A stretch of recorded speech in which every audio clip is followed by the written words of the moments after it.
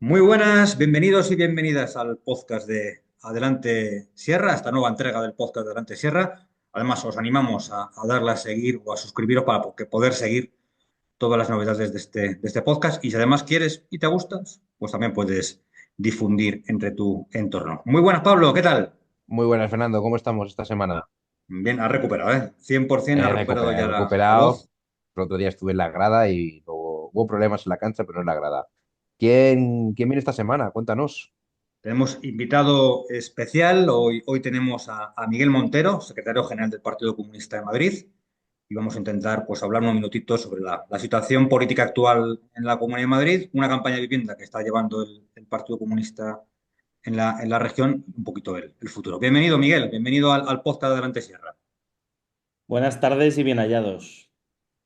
Pues aquí está, este también es vuestro podcast. Cuando queréis venir, por aquí nos tenéis. Es un podcast sobre todo noticias comarcales en la Sierra de Guadarrama, pero también intentamos abarcar todo tipo de noticias. Bueno, recientemente elegido secretario general del Partido Comunista de Madrid, si no me equivoco, fue en el mes de diciembre.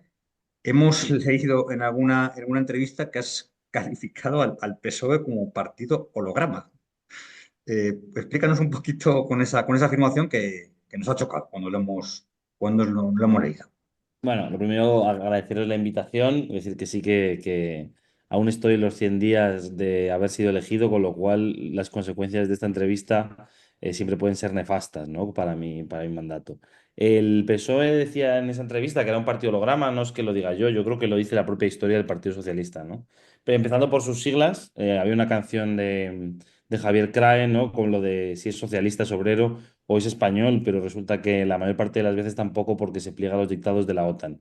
Y ese espíritu tan tradicional en el saber popular español sobre el propio PSOE ha llegado a nuestros días con el meme este de You have been PSOE, que básicamente es tener una retórica de izquierdas o tener una imagen de renovación más o menos constante, tanto generacional como del propio discurso político, y luego acabar haciendo siempre las mismas políticas al servicio de los poderosos y de los intereses, vamos a decir, internacionales que chocan con los intereses de los pueblos de nuestro entorno y también con el interés de la clase trabajadora española, ¿no? Por lo tanto, el Partido Socialista es un partido holograma porque es un partido que engaña, es un partido que es capaz simultáneamente de estar un día en una manifestación y otro día votando contra los intereses de las personas que no podemos acceder a la vivienda en el Congreso. Es un partido que es capaz de estar diciendo en un mitin el domingo que hay que subir los impuestos a los poderosos y luego el lunes siguiente aplicando fielmente desde el gobierno cualquier directiva que venga de Bruselas y que permita seguir manteniendo determinados privilegios fiscales, ¿no? Esa es la idea de que el PSOE es un partido holograma y diría que ahora que lo estoy comentando otra vez, me parece incluso generoso el calificativo de holograma. También hablabas un poco de la importancia de mantener las siglas del Partido Comunista, que por qué lo consideras clave en este momento actual. Bueno, nosotros los comunistas creo que cuando hablamos de las siglas no tenemos casi ningún fetiche en el sentido de mantenemos las siglas del Partido Comunista porque implica entroncarse con una tradición que se puede remontar casi hasta hace 200 años y en el caso concreto del Partido Comunista de España, pues un partido que ha cumplido, va a cumplir ya 104 años, ¿no? Y que es un partido profundamente enraizado también con una historia, igual que hablábamos de que el PSOE es un partido holograma. El PC, por el contrario, es un partido coherente que traza un hilo rojo desde las luchas en el contexto de la dictadura del Primo de Rivera, en el que se fundó, y empezó a andar con la propia trayectoria del partido como gran partido de la lucha antifascista hasta nuestros días. Por lo tanto, consideramos que existiendo esa ideología, que es la ideología de los comunistas, que aspiramos a abolir toda explotación y toda opresión de la faz de la tierra, pues hay que ser coherente y hay que ser consecuente también y poder mantener esa identidad y reivindicar tanto esa identidad como ese pasado que yo creo que no solamente no es una rémora, sino que tampoco es una obcecación de los comunistas en nuestro país, ¿no? Las siglas no son útiles o son necesarias porque expresan lo que somos de forma clara, no intentan llevar a engaños y porque proyectan esa conexión con la historia del Partido Comunista de España. En el último proceso electoral, el referente electoral del PC, pues, Izquierda Unida perdió la presencia en la Asamblea de Madrid, perdió presencia en muchísimos municipios también de la región. También una situación un poco extraña con el tema de alianzas. Hubo en municipios donde se presentó con Más Madrid, en la gran mayoría se presentó con Podemos. ¿Cómo se está trabajando en recuperar el espacio perdido? Que se perdió espacio, no solo por Izquierda Unida, sino creo que por el conjunto de lo que puede ser considerado la izquierda transformadora.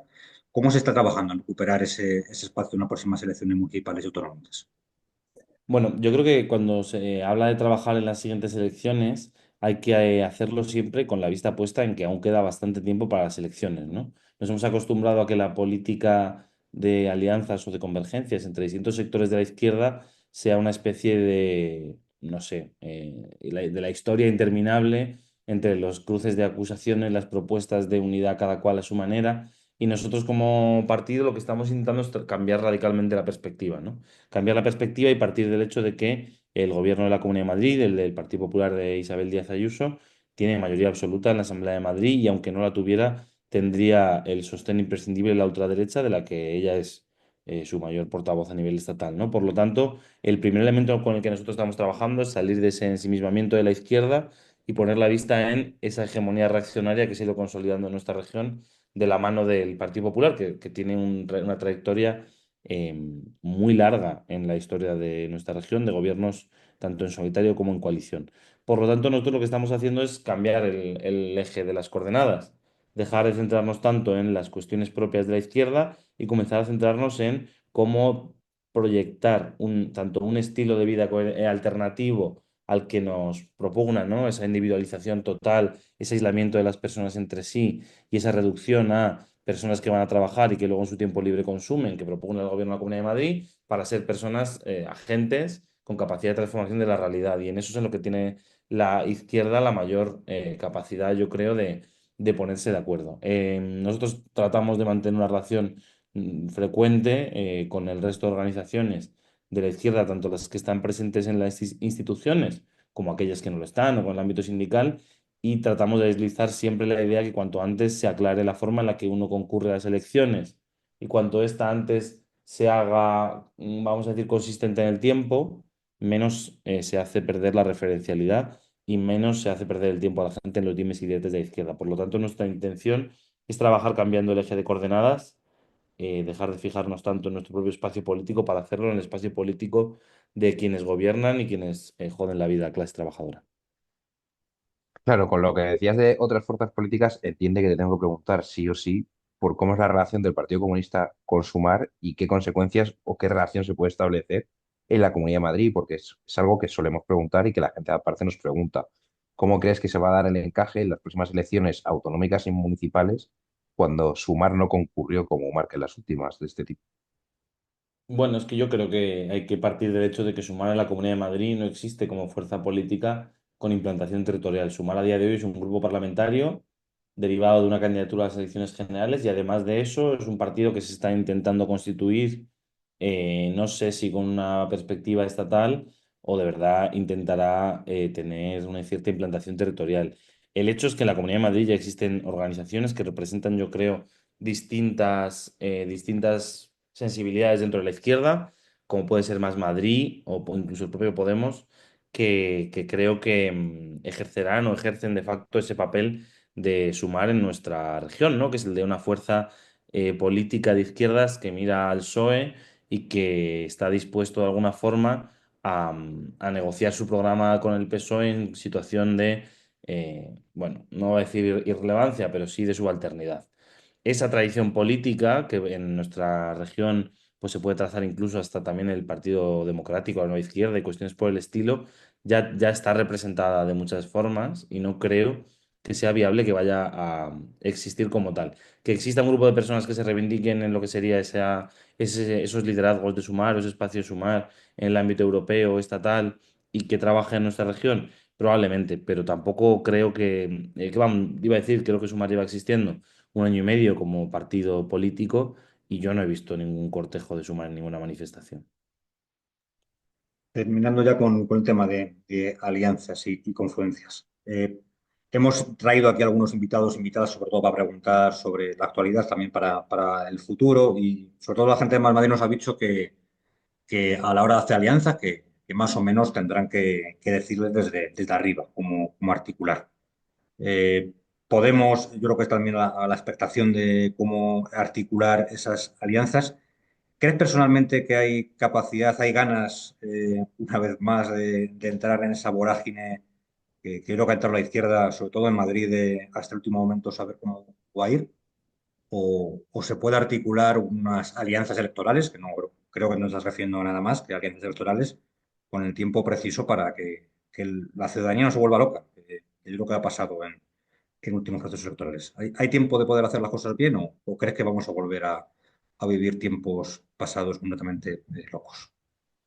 Bueno, yo creo que tiempo hay, ¿no? Estamos a 2 años y medio de las siguientes elecciones municipales y autonómicas y todo el que diga que ya se verá está pegando una patada para adelante para volver a entrar de una u otra manera en cierta rueda de hámster respecto a la forma de conformar esas candidaturas. Yo creo que lo primero que tenemos que ser la izquierda es autocríticos y sinceros. Hablabais o decías en la pregunta un poco esto de que si vamos a volver loca a la gente, ya la hemos vuelto loca. Ya no hay o sea, no hay una marca que signifique lo mismo, que defienda el mismo programa en más de dos elecciones sucesivas, ¿no? Es decir, esto es un problema que impide a la gente saber exactamente qué está votando, no solamente en términos de candidatos, sino en términos de programas, y que además dificulta tremendamente acumular fuerzas y unir a gente que no participa de ninguno de los partidos políticos que individualmente concurre a la formación de esas candidaturas. Por lo tanto, tenemos que comenzar siendo autocríticos, todos tenemos una cierta parte de responsabilidad. Yo creo que mayor responsabilidad tienen las organizaciones que mayor representatividad han tenido en las distintas elecciones, que han sido en todo caso las que tienen que empujar más o las que lo tienen más fácil en términos de acceder a las instituciones, y que nosotros que, por ejemplo, a día de hoy no tenemos representación institucional, igual que también tenemos que ser autocríticos y que parte de nuestro error quizás sea también llegar a esos procesos sin representación institucional. También tenemos una ventaja comparativa, que es que vivimos fuera de la caja pequeña a la que se nos confiere la última posibilidad de actuación a la izquierda cuando estamos en las instituciones, ¿no? Que son las comisiones parlamentarias, los pasillos en los que te esperan los periodistas.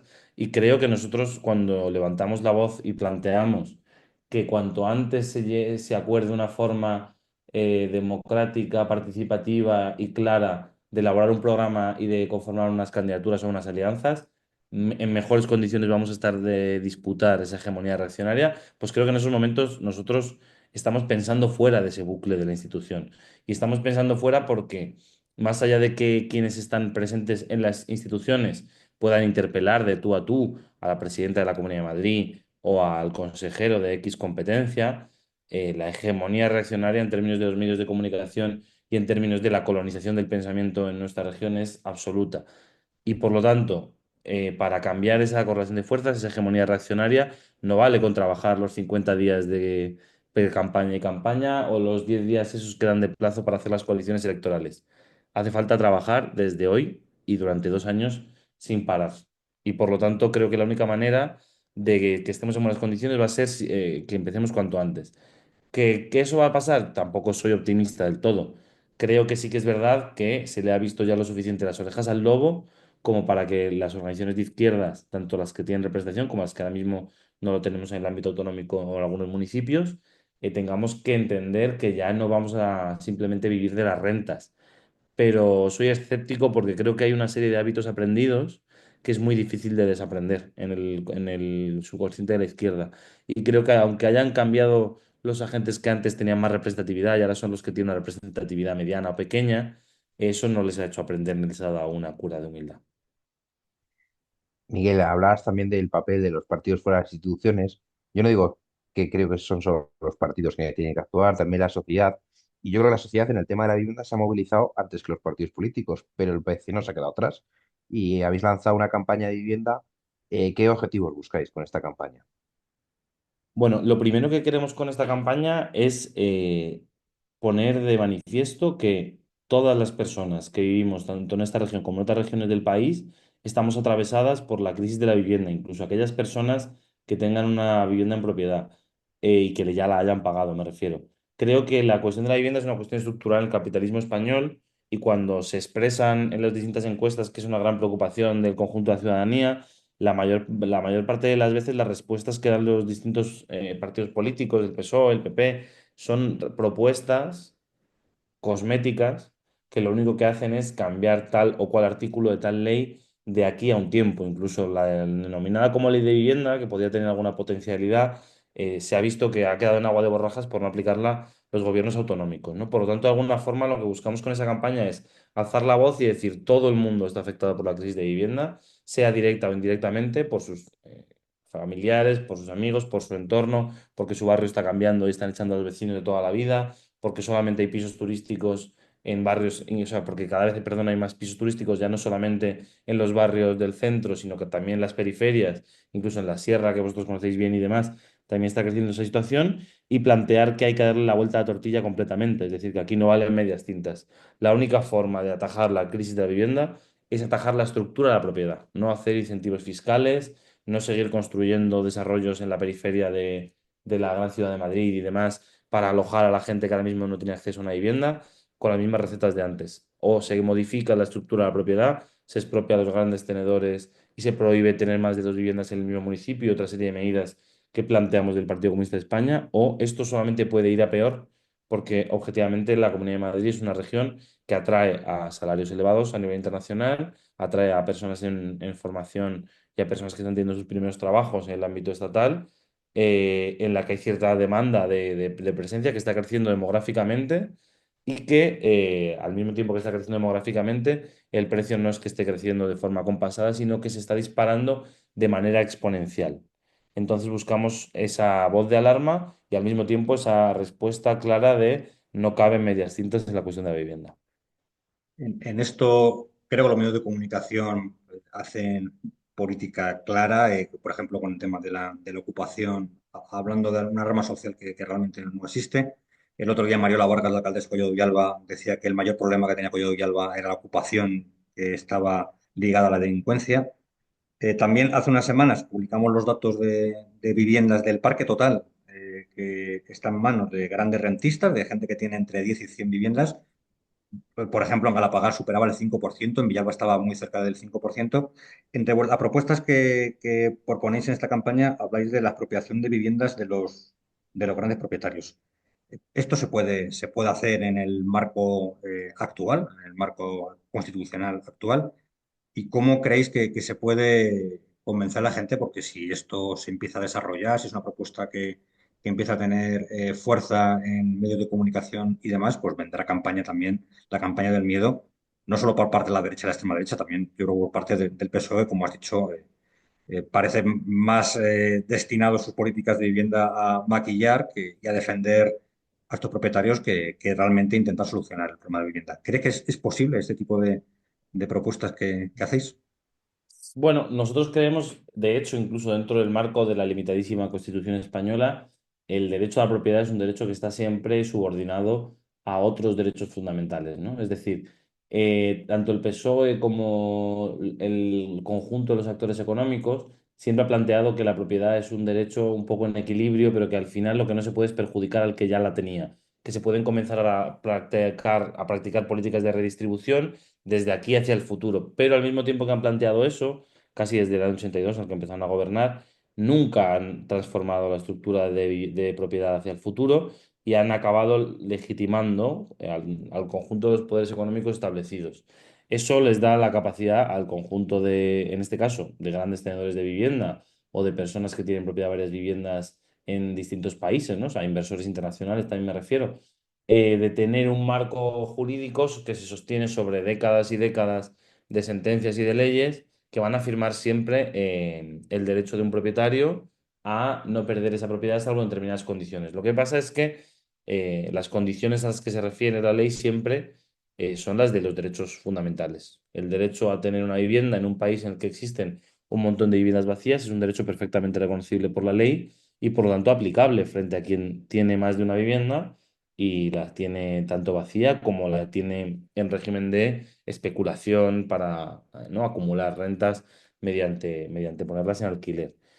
No sé si la Unión Europea puede o no puede permitir una expropiación masiva de viviendas a medio o largo plazo, es decir, que una decisión de ese tipo entrar en un procedimiento judicial complicado que acabase en los tribunales europeos y demás. Lo que sí que sé es que la estructura de la propiedad de la vivienda en las grandes ciudades ni siquiera es igual en toda la Unión Europea. Por lo tanto, quien diga que es imposible transformarla porque existe no sé qué norma superior, miente descaradamente y miente interesadamente. Como habláis vosotros en este caso, la alcaldesa de Villalba, o de los medios de comunicación, no solamente se juega con la ocupación como factor de temor y de inseguridad, se juega también con esta especie de, bueno, es un pensamiento muy, muy castizo también en Madrid, ¿no? De si yo lo tengo o si yo tengo la capacidad de hacerlo, ¿quién me va a poner a mí el límite o quién me va a decir a mí que no puedo hacerlo, ¿no? Esta noción perversa de la libertad en la que cuatro pijos hacen lo que quieren y los demás asistimos al pillaje y al saqueo organizado, es la que se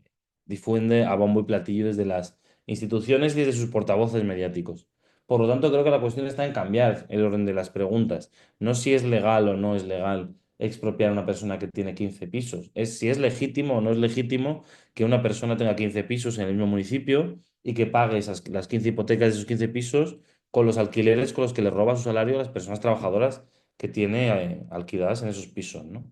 Y si respondemos que no es legítimo, después de la legitimidad vienen los instrumentos legales y habrá que acompasarlos para que de alguna forma apliquen lo que la sociedad en su conjunto entiende como natural, que es que toda la persona que viva y trabaja en este país tiene derecho a un techo.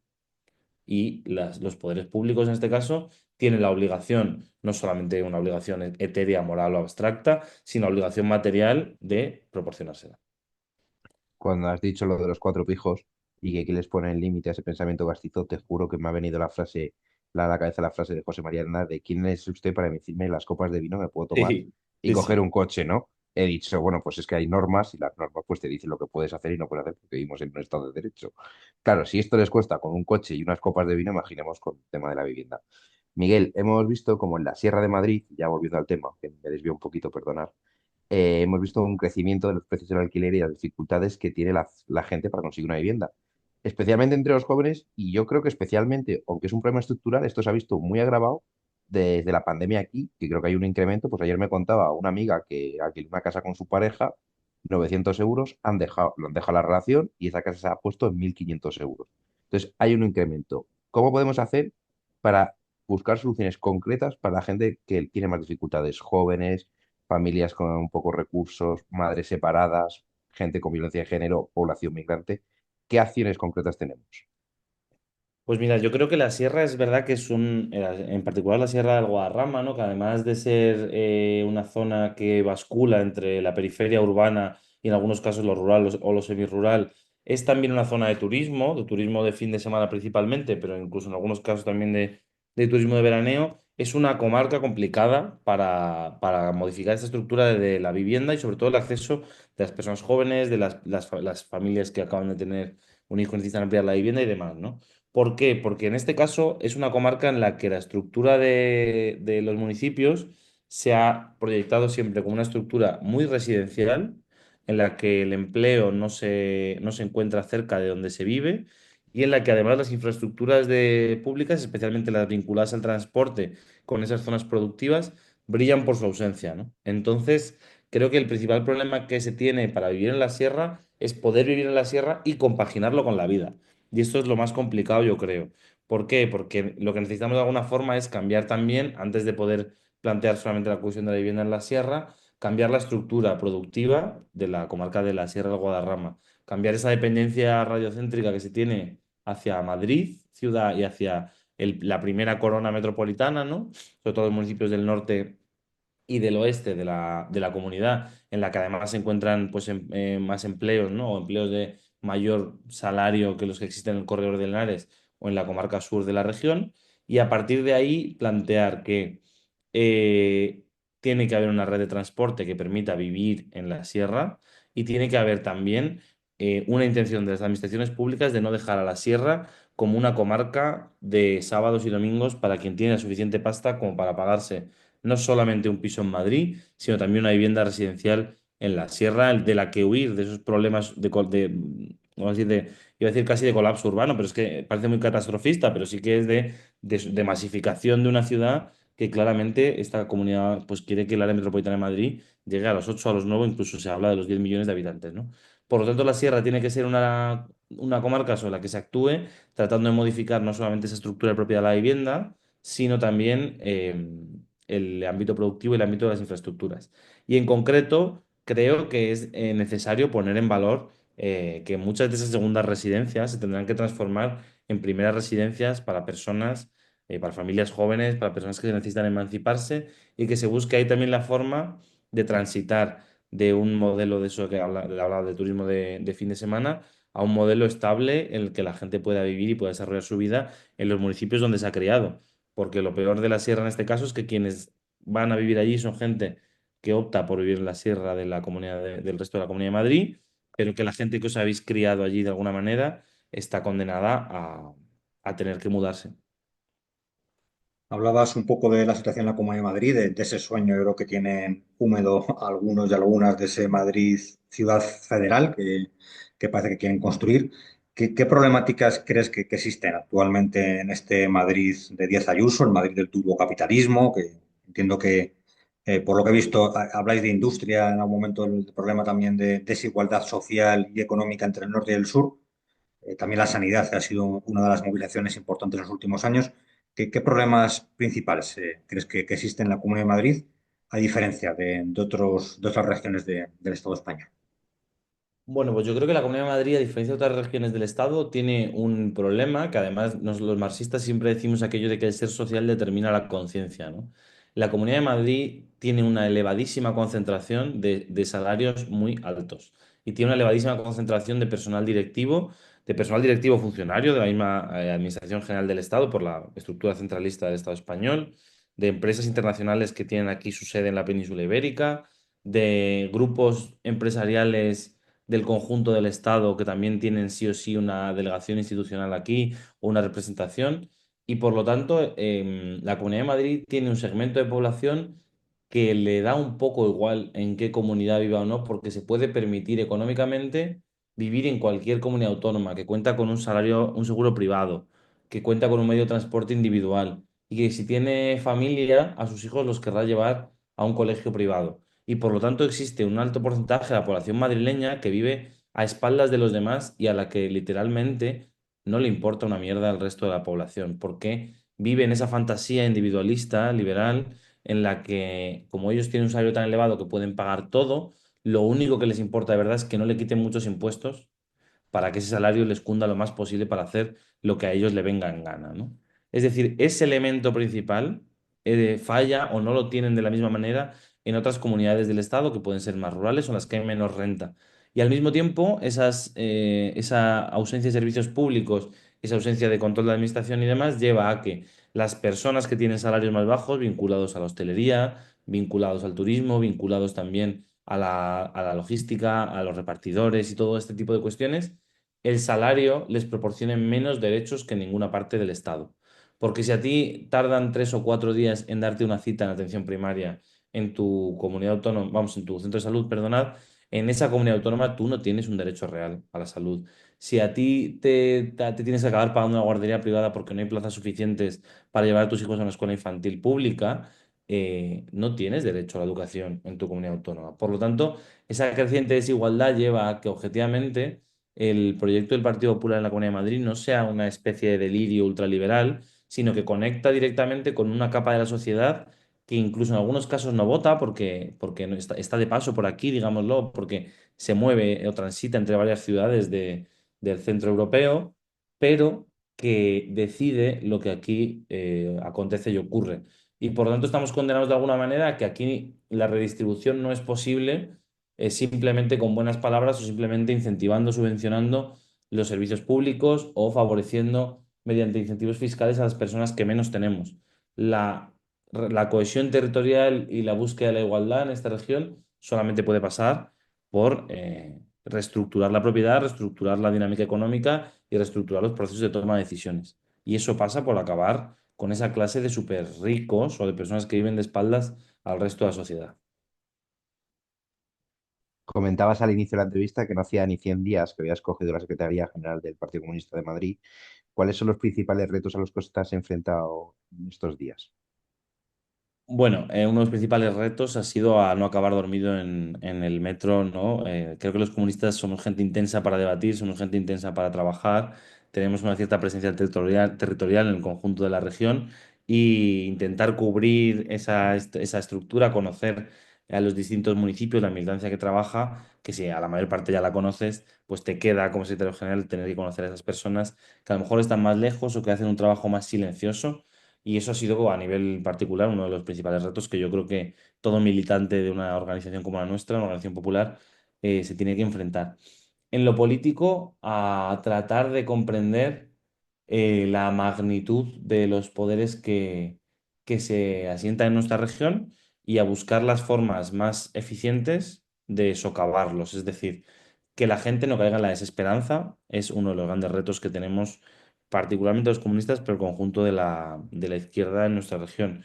Porque la dimensión de quién tienes enfrente es como inexpugnable, inabarcable, poderosa, con un montón de recursos económicos y del otro lado existen un montón de personas que llevan una tarea abnegada de organizar, de movilizar, de concienciar en sus barrios, en sus ciudades, pero que muchas veces tienen cierta sensación de derrota perpetua, ¿no? Por lo tanto, intentar que a pesar de esa hegemonía reaccionaria, o a pesar de que las cosas no van bien objetivamente en nuestra región, no se caiga en la desesperanza y en el abandono incluso de la militancia social o del activismo, vamos a decir, más allá de las ideas de cada uno, de la organización, pues es siempre un reto importante. Y lo segundo, conseguir hacer comprender a las personas de nuestro partido que no vale con decir las cosas, que no podemos ser un partido simplemente que se esconda en los comunicados o en las redes sociales,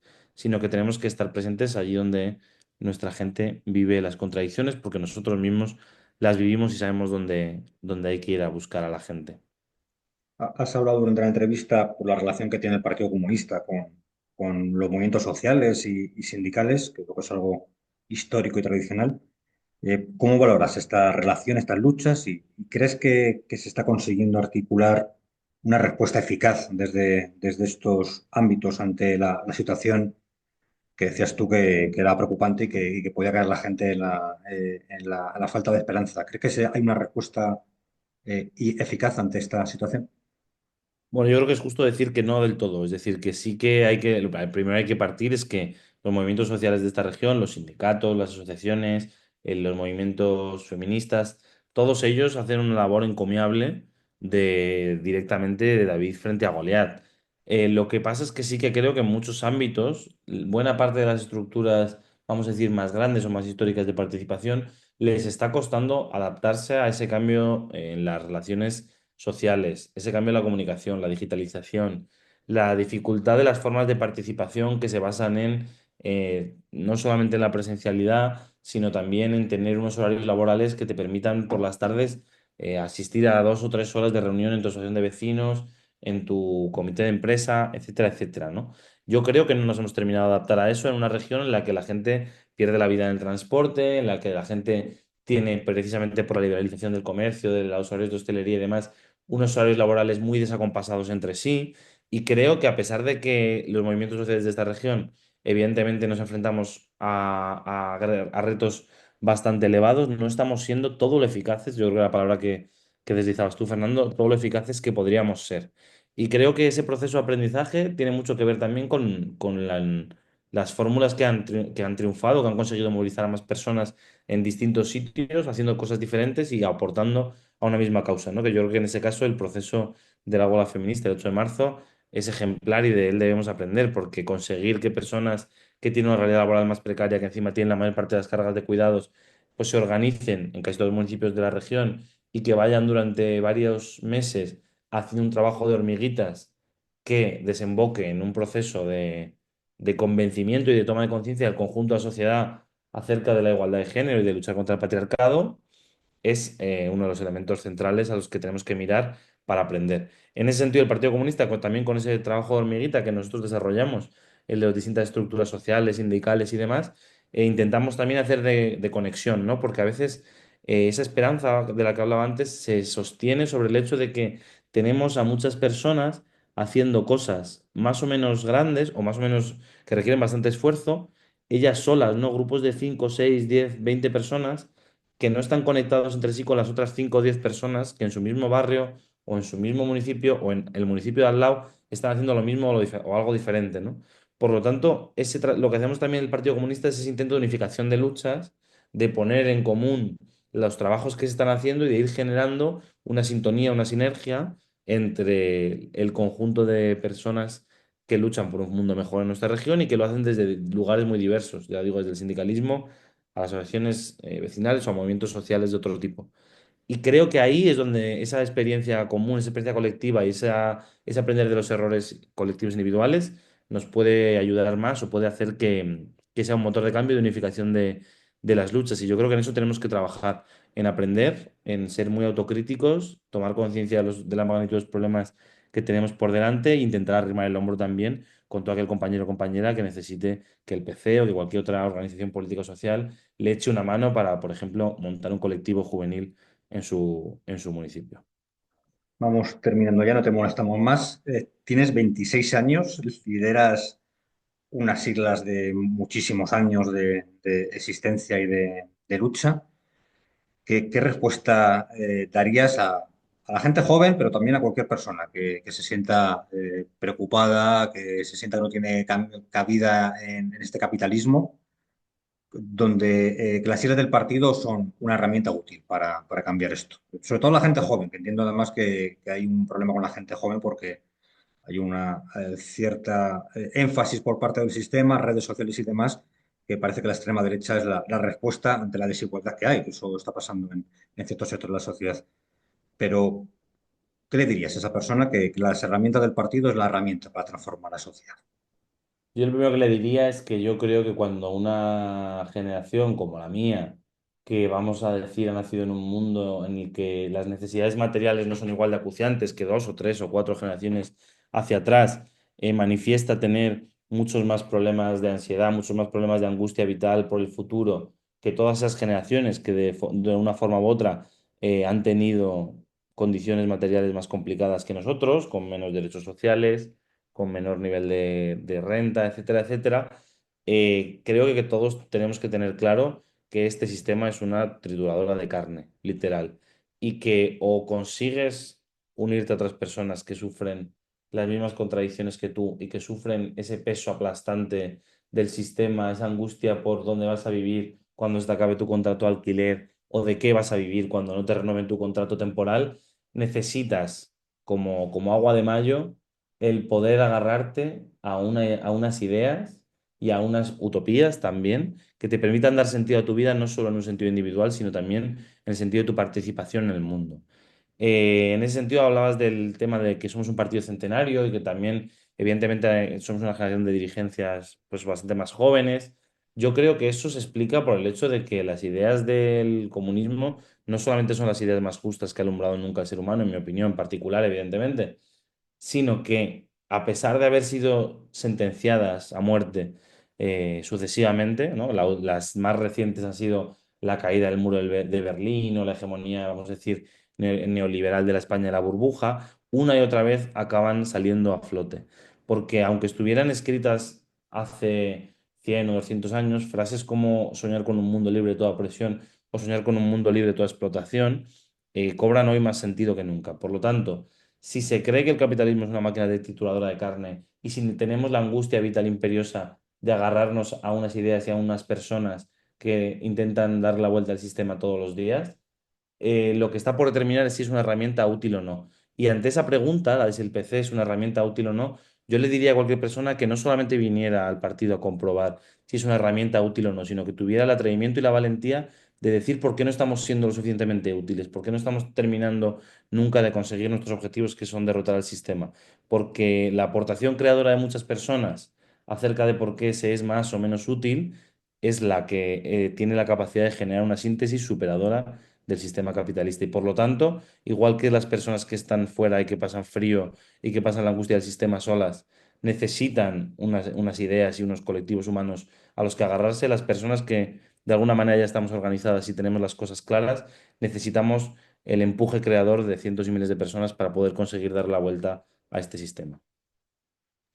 Miguel, no te robamos más tiempo, sabemos que tienes una agenda apretada. Todos los invitados suelen recomendar una canción que les guste, que les recuerde a lo que ellos consideren. Así que si te atreves a recomendar una canción a la audiencia. Bueno, no se me viene a la cabeza, o no se me venía a la cabeza ninguna canción sobre la sierra. Así que como ahora lo que estoy escuchando es el disco de Bad Bunny en bucle, iba a recomendar la canción de lo que le pasó a Hawái, ¿no? Porque el otro día vi en redes sociales que todo el mundo estaba hablando de, no, las catástrofes naturales y que intentaban hacer una comparación entre Puerto Rico y Hawái, intentar darle 50 vueltas a la explicación de la canción, cuando la única explicación que tiene esa canción es sencillamente que es una canción en defensa de la soberanía sobre los recursos nacionales y contra el imperialismo yanqui, ¿no? Y he visto tres, cuatro, cinco medios de comunicación masivos de nuestro país intentar pervertirla y bueno, para mí en particular, además de que es una canción que mola bastante, pues es un rayo de esperanza que se sigan haciendo a día de hoy canciones así. ¿Y tú, Fernando, qué canción has escogido para esta semanita? Voy a escuchar en cuanto termine esta entrevista el disco que no lo he escuchado nunca, pero me ha llamado la Pues yo he atención. escuchado alguna Está bien, canción y está está muy bien. chulo, el disco está chulo, ¿eh? Yo he escuchado Son parte. demasiado pegadizas, ¿eh, Fernando? Como se las pongas a la gente a tu alrededor, vas a acabar escuchándolas por todas partes. Pero soy más clásico, como sabéis los dos. Pues escuchando la entrevista a Miguel, me ha recordado la canción El entusiasmo de Biznaga, que empieza la canción con el párrafo de Cuando el desencanto es tradición, el entusiasmo es una disidencia. Contra la sumisión del ánimo que impera, una extraña flor crece en las cunetas. Es un disco que está muy bien, Biznaga, el último disco ahora. Así Qué que chulo. es mi canción. Pablo, Pues mira, yo, como creo que el Partido Comunista siempre tiene que ir de la mano del pueblo, y creo que pues, los que militamos en el PC lo intentamos, voy a coger el Pueblo Unido jamás será vencido. Y la versión, como hay multitud de versiones, te dejo escogerla a ti. esto ya es muy clásico. Hemos pasado ya de lo más moderno a versiones que pueden ser muy clásicas. Pues A mí muchas me gusta la gracias, versión Miguel. clásica, a mí la versión de los 70, hombre, la del Pueblo Unido. Ya que estamos, vamos a la Ya que fuente. estamos, la que Vamos a usaron en la la fuente. campaña de Salvador Allende, que se usó mucho. Esa es. Eso es. Pues muchísimas gracias, Miguel. Cuando quieras, esta es tu casa y puedes Muchas volver. gracias. Creo que hemos pasado un ratito muy agradable y hemos aprendido todos y todas. Pues muchísimas gracias. Un abrazo muy fuerte. Un abrazo, Pablo, compás. nos vemos en la Mani del próximo domingo. Nos Importante vemos en la manifestación Mani por la vivienda y seguro que mucha gente de la sierra va a bajar a Madrid para reivindicar ese derecho que es la vivienda. y si alguien del Escorial necesita coche, los cuatro primeros que me escriban tienen plaza. Venga, pues un Venga, abracito, un Pablo. abrazo.